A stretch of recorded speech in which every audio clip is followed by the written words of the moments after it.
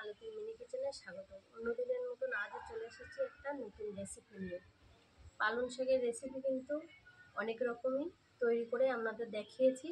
আজ আসতে নিত্য নতুন একটা পালং শাকের রেসিপি তৈরি করব। পালং পনির থেকেও কিন্তু এটা আরও বেশি টেস্টি, আরও খেতে ভালো লাগবে। তা দেখুন আমি কীভাবে এই রেসিপিটা বানাই। চলুন রেসিপিটা বানানো যায়। এটা কিন্তু আমি টাটকা পালং শাক নিয়ে এসেছি। এই পালং শাকগুলো আমি একটু কেটে নেব। এই ডাঁটাগুলো কিন্তু নেব না, স্টেপের পাতাগুলোই কিন্তু নেব।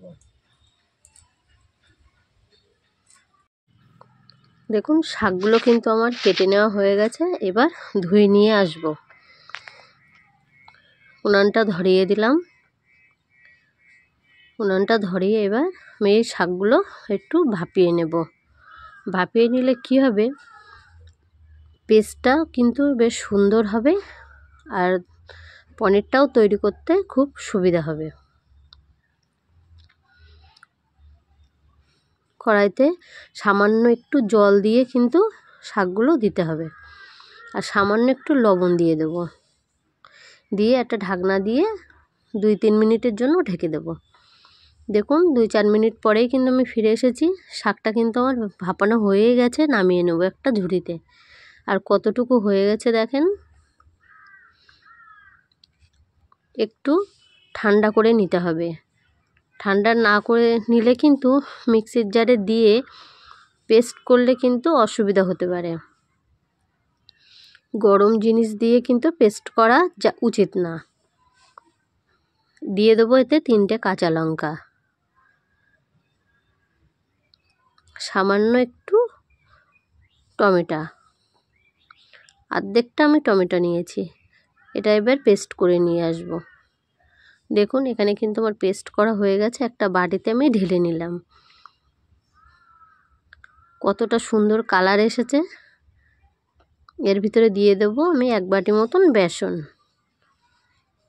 এই বেসনটা দিয়ে কিন্তু আমি সুন্দর করে ফাটিয়ে নেব। এটার সঙ্গে ভালো করে মিক্সড করে নিতে হবে। আর যত ভালো সুন্দর করে মিক্সড করাতে পারবেন ততটাই কিন্তু সুন্দর হবে। আর এই মিক্সিটা ধুয়ে কিন্তু আমি একটু জল দিয়ে দিলাম। যেহেতু ব্যাটারটা আমার খুব শুকনো মতন হয়ে গেছে সেই জন্য একটু পাতলা করে নিলাম। খুব বেশি পাতলা করতে যাবেন না। দেখতেই পাচ্ছেন আমি মানে কীরকমভাবে ব্যাটারটা রেখেছি। ঠিক এরকম ঘনত্বেই কিন্তু ব্যাটারটা তৈরি করতে হবে। আমি দিয়ে দিলাম 1 চামচ মতন বেকিং পাউডার আর সামান্য একটু খাবার সোডা দিয়ে কিন্তু ভালো করে মিক্সড করে নিলাম। একটা থালা নিয়েছি, থালার মধ্যে কিন্তু একটু তেল মাখিয়ে নিলাম। এবার কিন্তু এই ব্যাটারটা কিন্তু আমি এর ভিতরে তুলে দেব। দেখুন ব্যাটারটা আমি সুন্দর করে এর ভিতরে ঢেলে দিলাম। দিয়ে কিন্তু এটা একটা চামচের সাহায্যে কিন্তু আমি সমান করে নেব।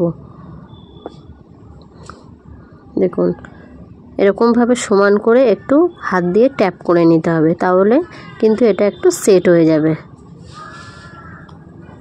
এবার ওই কড়াইয়ের মধ্যে কিন্তু একটু জল বসিয়ে দিয়েছি আর একটা স্ট্যান্ড দিয়েছি।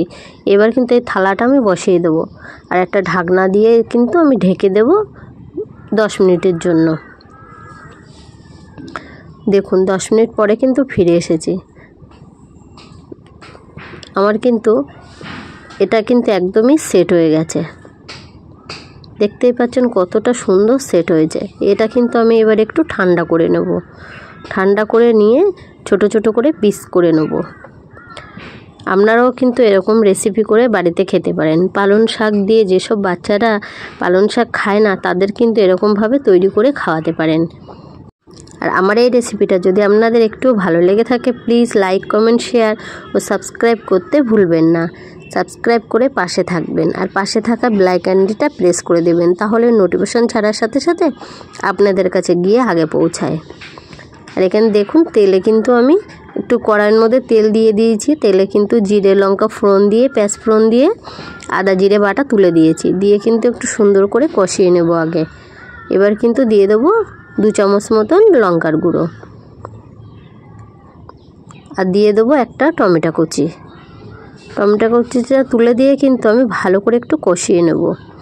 আর এর ভিতরে দিয়ে দেবো কিন্তু পরিমাণ মতন হলুদ আর লবণ। এটা দিয়ে কিন্তু সামান্য একটু জল দিতে হবে, না হতে কিন্তু কষা যাবে না। এটা একটু শুকনো শুকনো হয়ে গেছে গ্রেভিটা, আর গ্রেভিটাও কিন্তু খুব সুন্দর কষানো যাবে না, তার জন্য কিন্তু আমি একটু জল দিয়ে দিলাম। এবার কিন্তু কষানোটাও খুব সুন্দর হবে। দেখুন কষানোটাও আমার হয়ে গেছে, এবার একটু জল দিয়ে দেবো। আর জলটা কিন্তু খুব বেশি দিলে চলবে না, অল্প মাত্রায় জলটা কিন্তু দিতে হবে। দেখতেই পাচ্ছেন আমি কতটুকু জল দিয়েছি এখানে। গ্রেভিটা বেশ কিছুক্ষণ একটু ফুটে গেলে দিয়ে দেবো সামান্য একটু চিনি। আর পালং শাকগুলোও কিন্তু আমি একটু ভেজে নিয়ে এসেছি, দেখতেই পাচ্ছেন পনিরের মতন টুকরো টুকরো করে কিন্তু বেশ ভেজে নিয়ে এসেছি। নিয়ে কিন্তু আমি ঝোলের মধ্যে দিয়ে দিলাম। আর এটা অল্প করে বেশ ফুটে উঠলে ওপর থেকে ধনেপাতা ছড়িয়ে দেবো, দিয়ে কিন্তু একটু নাড়াচাড়া করেই নামিয়ে নিতে হবে। বেশিক্ষণ কিন্তু ফোটালে চলবে না, তাহলে কিন্তু এগুলো ভেঙেও যেতে পারে, আবার আস্তে আস্তে থাকবে না। এটা কিন্তু খেতে এত সুন্দর লাগবে বন্ধুরা, আপনারা বিশ্বাসই করতে পারবেন না। একবার বানিয়ে আপনারা খেয়ে দেখুন।